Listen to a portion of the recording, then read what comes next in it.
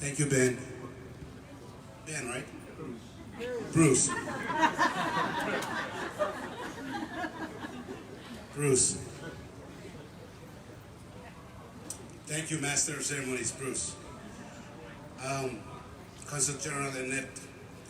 We have also our Deputy Chief here with us, Jackson. So GC from our Honolulu Consulate, Mr. Eleazar, Congressman Romulo, and the local dignitaries. I apologize, I can't recognize you individually. Ben, no, not Ben. What's your name again? Bruce would not give me your name, so, but to community leaders, ladies and gentlemen, boys and girls, Mogatin, Raranim, Kasalelia, Lenmo, and good afternoon. I would like to first of all thank again the GC office for this invitation. I'm very honored to be here today. I come up from San Diego and partake of this trailblazing event for our community here in the Pacific Northwest. When I heard there would be food, it was very difficult to turn down the invitation. So thank you again. I'm very happy to be here. Back in the 1970s, back in Chuk, there was a Peace Corps volunteer. I believe he was from somewhere in the Midwest, Midwestern United States. I think his name was Joe, or maybe Jack. Jack, yeah. Jack was his name. And so he was with a family on one of the islands learning the language and the culture and all those good stuff. And one day, he was playing the house dog on the porch in the front.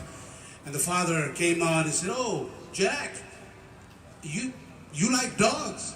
And Jack said, oh yeah, I love dogs. I love dogs. So about a few days later, they're sitting around after dinner, learning more Chukis. And so the father said, "Jack, how did you like our dinner tonight?" And Jack said, "Oh, it was pretty good. What was it?" And the father said, "We had dog for dinner. You said you love dogs."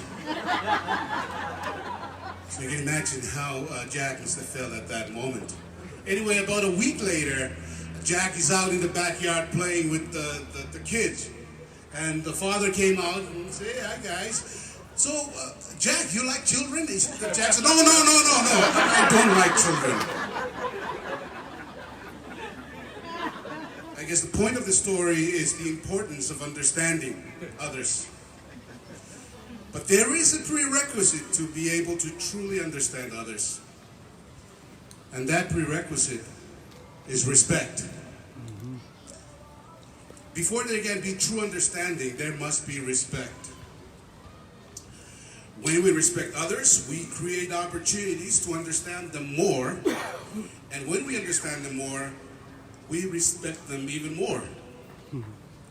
By the same token, when we give others reasons to respect us, they will get to understand us. And when they understand us, they will respect us even more. So it works both ways. A former U.S. ambassador to the FSM once told me that the world must go beyond tolerance. We must not just tolerate, we must respect. Recently, the entertainment world lost one of its giant singers. I'm sure you know that. The artist, Aretha Franklin. Maybe not too many people know that. And I'm dating myself, and I don't mind because that's okay in our culture. It's good to be older. But Aretha Franklin, the Queen of Soul, one of the famous songs was, anybody can guess? R-E-S-P-E-C-T, right? R-E-S-P-E-C-T, that's right. And so that's what I would like to share with us today. R-E-S-P-E-C-T. Respect. Respect. In Chukis we say, Sufan.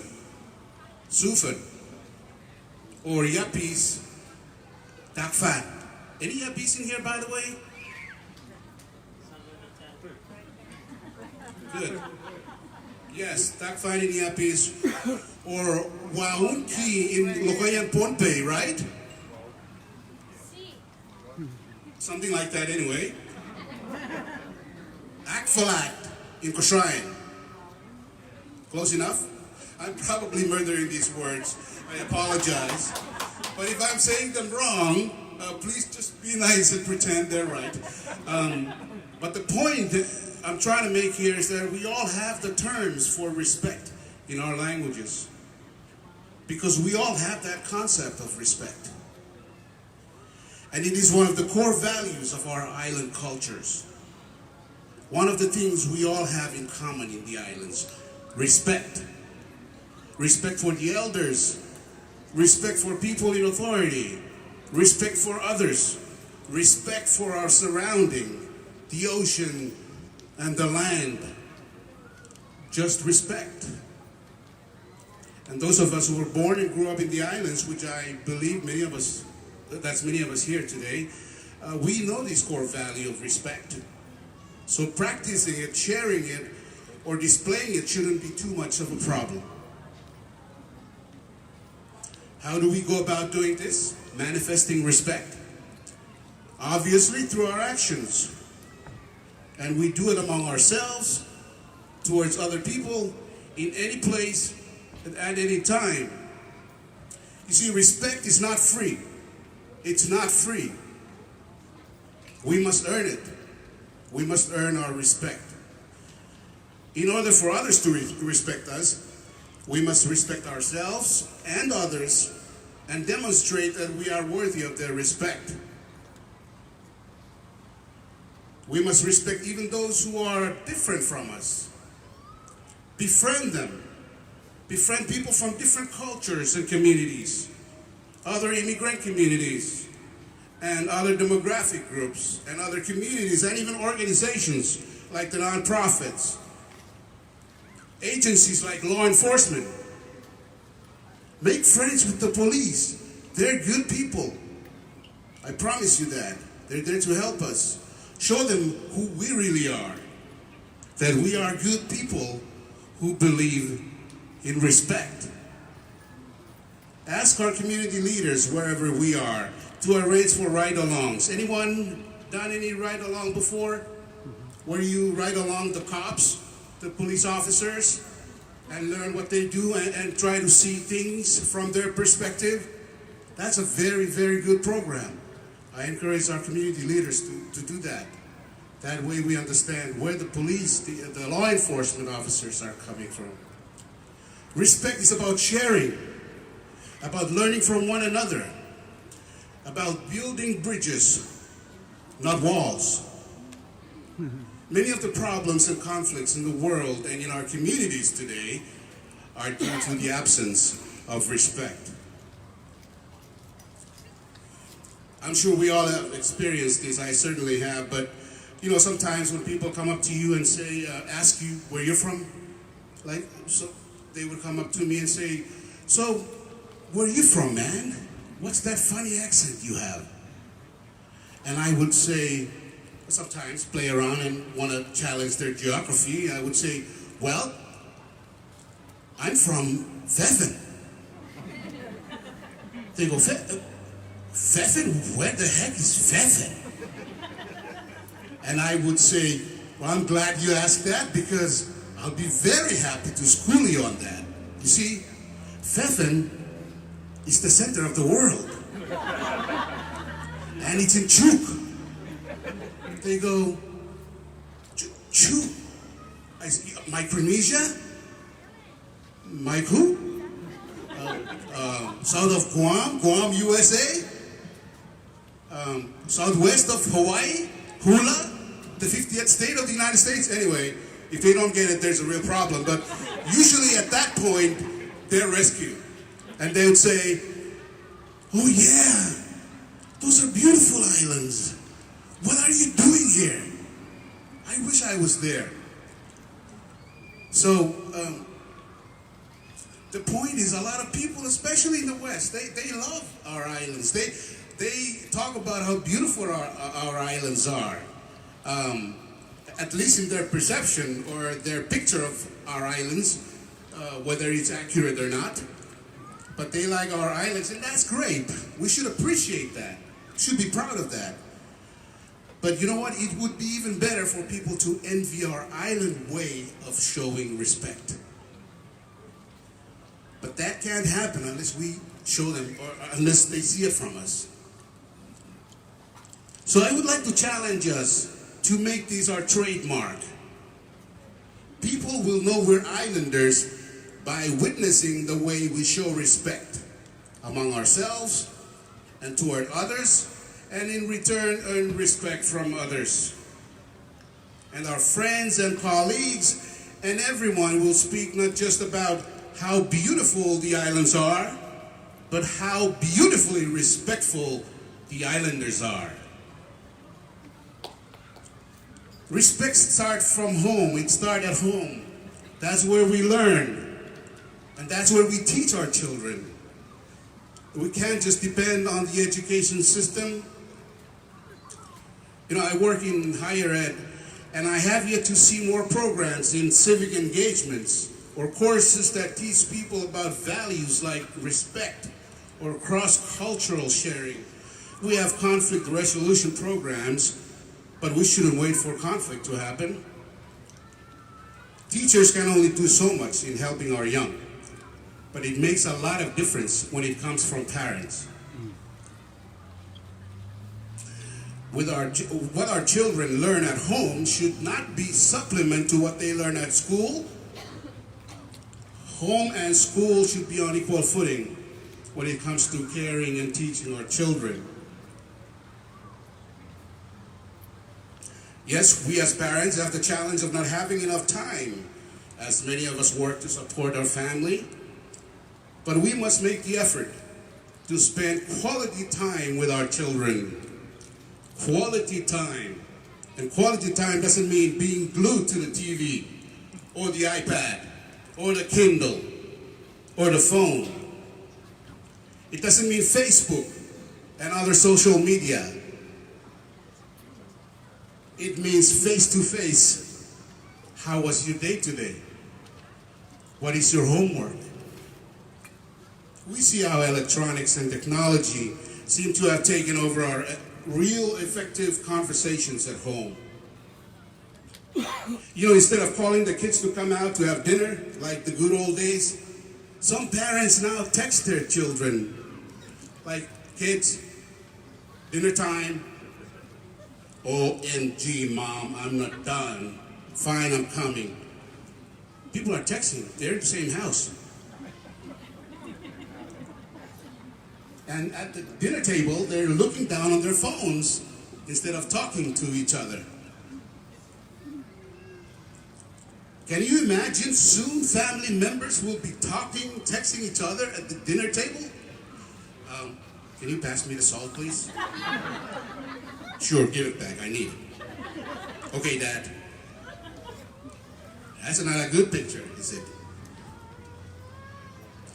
Don't get me wrong, we must be grateful for the use of technology and to use it to enhance our life, but not to adversely affect our family life or development.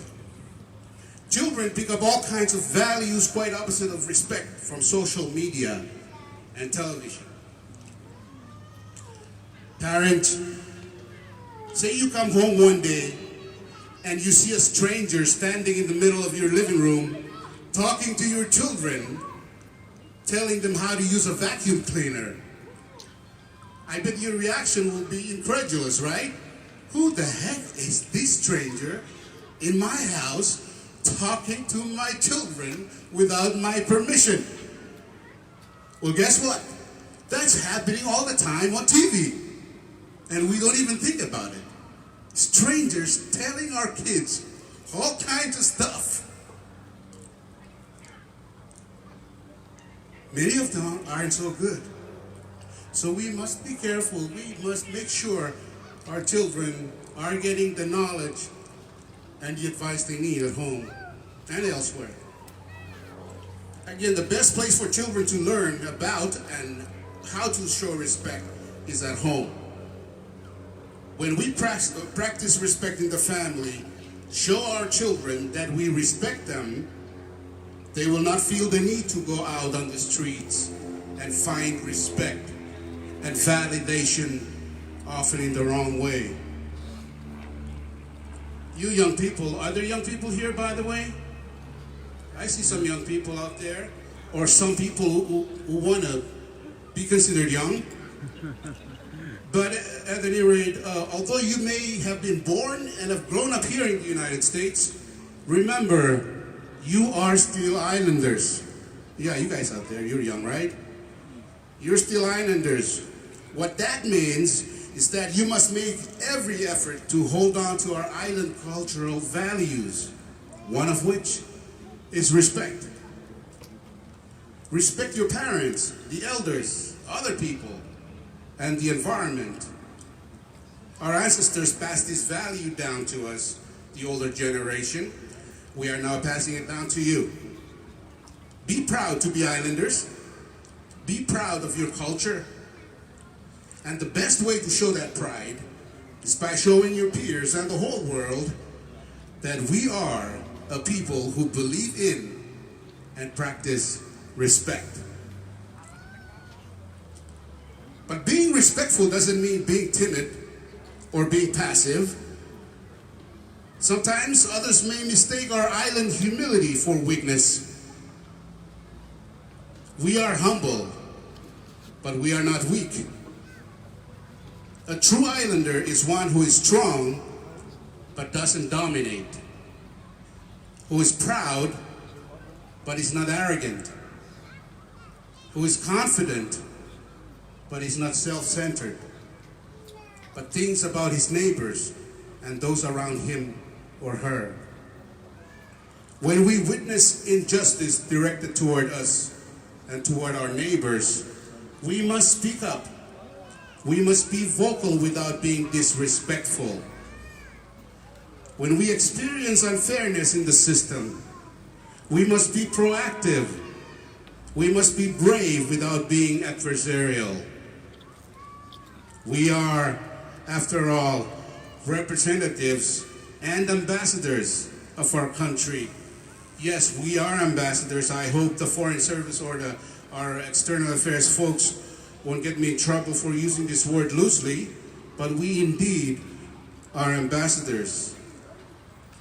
I do believe every single one of us is an ambassador, is a representative of our country and our cultures. The bona fide ambassador and the representatives, of course, have their work at the embassy or the consulate or wherever else they do their work. But we must do our part at our workplace and whenever we interact with others as ordinary citizens, be it at the Starbucks in Seattle, or the 7-Eleven in Phoenix, or the Walmart in Los Angeles, or the casino in Reno, or the basketball court in Salt Lake, Utah, or the airport terminal here in Portland. We represent our country wherever we are. We must be determined in the pursuit of our own well-being and the well-being of our neighbors. We are here in the United States. We live here indefinitely thanks to the Compact of Free Association and the special one-of-a-kind relationship between the U.S. and the Micronesian governments. As a result of that relationship, we are not aliens here. And for that, we must be grateful. On the other hand, we are not citizens, at least those of us who were not born here. And because we are not citizens, we must not take things for granted. We must work hard like everybody else. We must have respect for this, our host country. If there is something we islanders can teach our host country, or the world for that matter, it is the one thing that we should all know best. Respect. Sufan. Tafan. Waunki. Akfalat.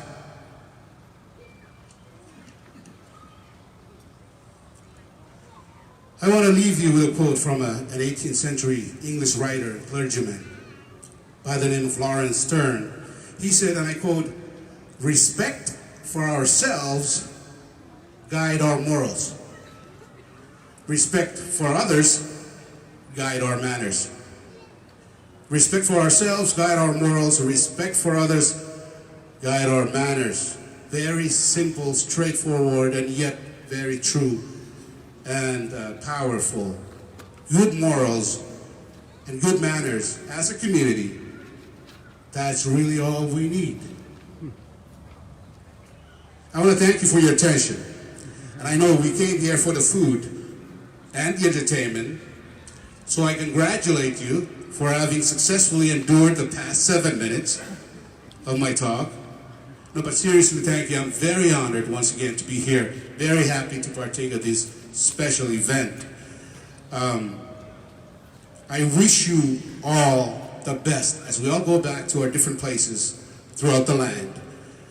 Let us try to be true ambassadors, true representatives of our beloved, beautiful young nation, the Federated States of Micronesia.